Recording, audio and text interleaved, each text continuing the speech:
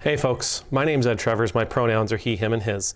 I'm an Anglican priest serving in the beautiful parish of St. Margaret of Scotland that sits on the ancestral and on the unceded territory of the Mi'kmaq people, Gwe. The last couple of weeks I've been taking my kids to summer camps here in the city, and every single day I have to drive through what I'm pretty sure if Dante had been a driver here in Halifax, he would have referred to as the 14th level of hell. It's called the rotary. And the rotary is this traffic rotary, right? It's this traffic circle where everybody, it's 5 or 6 roads converge directly onto this traffic circle. It's incredibly busy. It's incredibly stressful. You kind of have to white knuckle it sometimes to get through there because everybody's just desperate to get out into the circle to get to their destination. The other day, I was driving on said circle, and I was going to be going up a road, so I was in the right lane, and over on the other side of me, I could see this guy in this little black Honda, and this guy was losing his mind. I mean, fingers were wagging, and arms were flying, his fists were pumping. You could see him yelling. The driver in front of him. Driver in front of him's in a car marked student driver, going really slow around this traffic circle for good reason. I mean, I remember the first time driving the circle and being incredibly nervous. I can only imagine how a new driver would feel about that particular place. So they're taking their time and they're going really slow. And this guy, he does not appreciate it.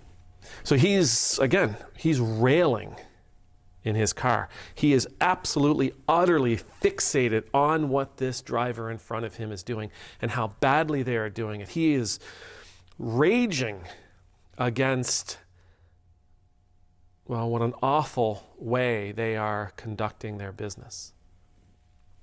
Now, I'm grateful because as I was looking over and I'm sort of going in front of me, I noticed that he has no idea that I'm there, and he leaves his lane, comes into mine,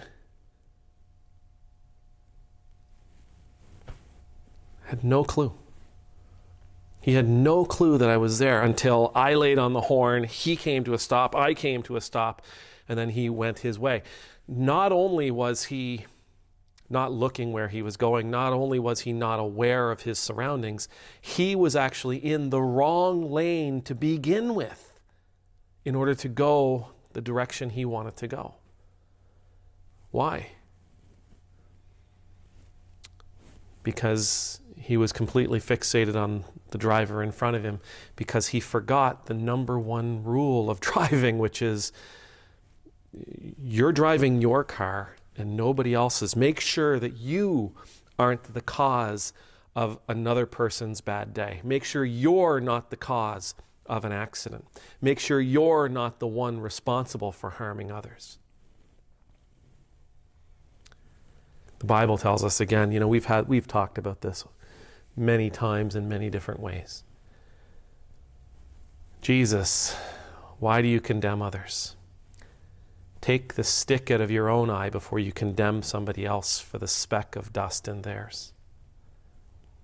This driver, to me on this day, after I finished saying a whole bunch of 4-letter words and after I finally was able to let go of the steering wheel and calm down a little bit, he missed me by inches. It's a metaphor. It's a metaphor for us that shows us what happens when we stop driving the vehicle we're in and we start condemning the other drivers around us, or we try to drive their cars too. When we try to tell them how they should be doing things. When we are so focused on their mistakes, we completely lose sight of where we are.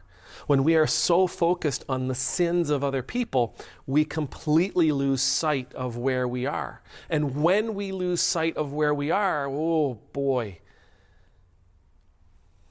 that's when we cause problems for everybody around us. That's when we cause problems for ourselves. That's when we put ourselves probably in the most danger. When we stop worrying about driving our vehicles and we start worrying more about how everybody else around us is driving, we become the danger. It's essential for us. For people of faith, it is essential for us to focus on what we're doing, how we are living, how we are growing, how we are teaching, how we are moving forward in our lives. It's essential that we focus on our mistakes, not somebody else's. That we focus on our goals, not somebody else's. We focus on our lives, not how the people around us are living theirs. Yes, there's absolutely a time and a place for people of faith to be worried about others.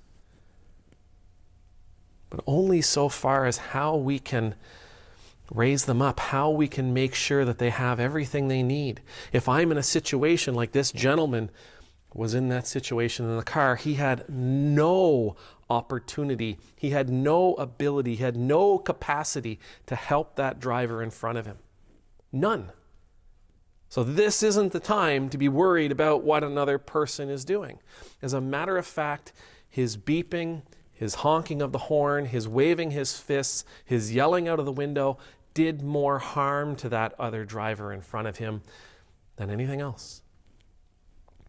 It was a terrifying moment for me. It was a rage-inducing moment for me, but it was a good metaphor. Worry about my driving. I have no ability, no capacity, and no business trying to ensure that everybody else is driving the way I believe they should be driving. My responsibility is how I am handling the vehicle that I am in control of. In my life, that's me. May the Lord bless you. May the Lord keep you. May the Lord's face be made to shine upon you and be gracious to you. May the Lord's countenance be lifted up to you. May you always know the peace of being in the Lord's presence. And I pray that we focus on what we can control. And I pray we let go of our belief or the myth that we have any control or any right to control those around us. Amen. Nemultus.